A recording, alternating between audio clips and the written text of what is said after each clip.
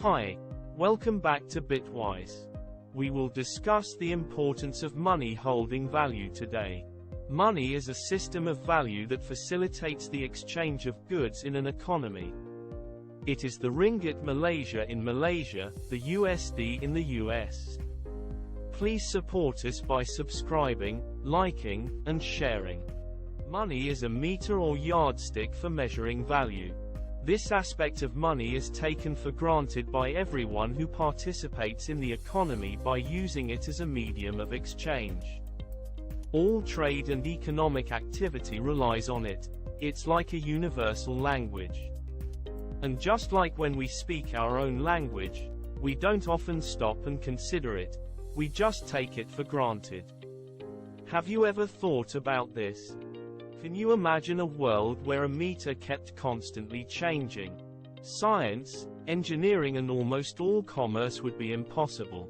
The same goes for economic activity in a world where the value of money doesn't hold. Even just buying a coffee would require both a lot of maths and a huge amount of risk, let alone more complex stuff like mortgages or insurance. The complexities of modern commerce would be impossible and we'd revert back to the simple credit system.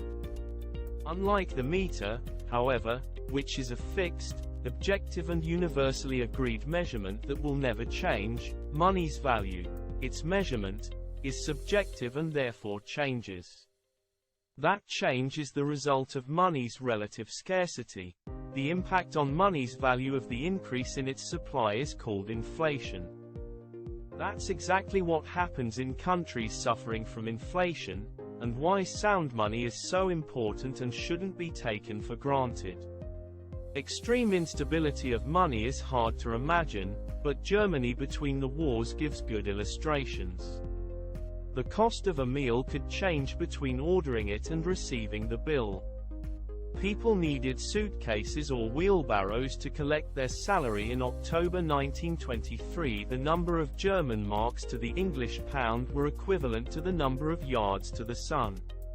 Before the First World War, 1913, the German mark, British shilling, French franc and Italian lira were all worth about the same. At the end of 1923, this was the exchange rate for the mark. If Germany of the 1920s seems distant, similar, if slightly less extreme, examples have played out in Venezuela, Zimbabwe and Argentina, while lower, but consistent, rates of inflation erode the spending power of every fiat currency. So if the key to money holding value is scarcity, how does cryptocurrency achieve digital scarcity? Stay tuned for more information in the next episode.